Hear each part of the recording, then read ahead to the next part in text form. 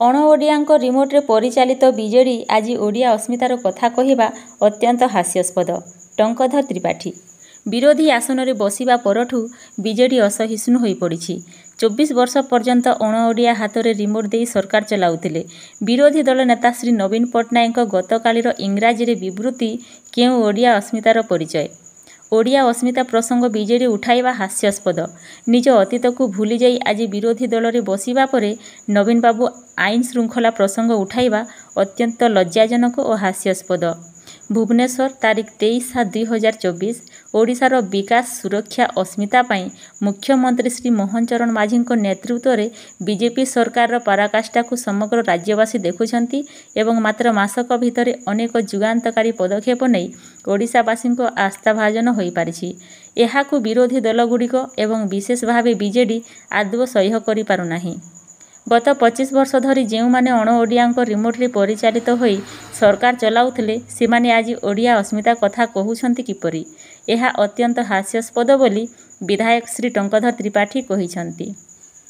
ଗତକାଲି ବିରୋଧୀ ଦଳ ନେତା ଶ୍ରୀ ନବୀନ ପଟ୍ଟନାୟକ ଓ ଓଡ଼ିଆ ଅସ୍ମିତା ଆଇନ ଶୃଙ୍ଖଳା ପ୍ରସଙ୍ଗରେ ଇଂରାଜୀ ଭାଷାରେ ବିବୃତ୍ତି ରଖିଲେ ଓ ଯେଉଁଭଳି ଭାବେ ଗଣମାଧ୍ୟମରେ ବକ୍ତବ୍ୟ ଦେଲେ ତାହା ଆହୁରି ହାସ୍ୟାସ୍ପଦ। ବିରୋଧୀ ଦଳ ନେତା ଶ୍ରୀ ନବୀନ ପଟ୍ଟନାୟକଙ୍କ ଗତକାଲିର ଇଂରାଜୀରେ ବିବୃତ୍ତି କେଉଁ ଓଡ଼ିଆ ଅସ୍ମିତାର ପରିଚୟ?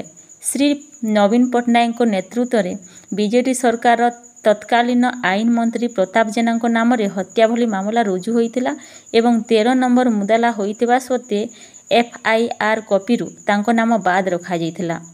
ତତ୍କାଳୀନ ମନ୍ତ୍ରୀ ଶ୍ରୀ ଅରୁଣ ସାହୁଙ୍କ ବିରୋଧରେ ପରୀ ହତ୍ୟା ଘଟଣା ମାମଲା ରୁଜୁ ହୋଇଥିଲା କିନ୍ତୁ କୌଣସି କାର୍ଯ୍ୟାନୁଷ୍ଠାନ ହେଲା ନାହିଁ। ସେହିପରି ବହୁ ଚର୍ଚ୍ଚିତ ମମିତା ମେହେର ହତ୍ୟା ଘଟଣାର ତତ୍କାଳୀନ ଗୃହମନ୍ତ୍ରୀ ଦିବ୍ୟଶଙ୍କର ମିଶ୍ରଙ୍କ ସମ୍ପୃକ୍ତିକୁ ନେଇ ଅଭିଯୋଗ ଆସିଥିବା ସତ୍ତ୍ୱେ କାର୍ଯ୍ୟାନୁଷ୍ଠାନ ଗ୍ରହଣ କରାଯାଇ ନଥିଲା। ଯେତେବେଳେ ନବୀନ ବାବୁ କାହିଁକି ଚୁପ୍ ରହିଥିଲେ? କାହିଁକି ଅପରାଧୀମାନଙ୍କୁ ସୁରକ୍ଷା ଦେଉଥିଲେ? ନିଜ ଅତୀତକୁ ଭୁଲିଯାଇ ଆଜି ବିରୋଧୀ ଦଳରେ ବସିବା ପରେ ନବୀନ ବାବୁ ଆଇନ ଶୃଙ୍ଖଳା ପ୍ରସଙ୍ଗ ଉଠାଇବା ଅତ୍ୟନ୍ତ ଲଜ୍ଜାଜନକ ଓ ହାସ୍ୟାସ୍ପଦ ବୋଲି ଶ୍ରୀ ତ୍ରିପାଠୀ କହିଛନ୍ତି। ମୁଖ୍ୟମନ୍ତ୍ରୀ ମୋହନ ମାଝୀଙ୍କ ନେତୃତ୍ୱରେ ବିଜେପି ସରକାର ହେଉଛି ଲୋକଙ୍କ ସରକାର। ଏଏସ୍ଓ ପ୍ରସଙ୍ଗରେ ତଦନ୍ତ ପ୍ରକ୍ରିୟା ଚାଲିଛି ଏବଂ ସଠିକ୍ ସମୟରେ ସଠିକ୍ ପଦକ୍ଷେପ ନିଆଯିବ। ଏଥିପାଇଁ ବିରୋଧୀଙ୍କୁ ଧୈର୍ଯ୍ୟର ସହ ଅପେକ୍ଷା କରିବାକୁ ହେବ ବୋଲି ଶ୍ରୀ ତ୍ରିପାଠୀ କହିଛନ୍ତି। BJP media cell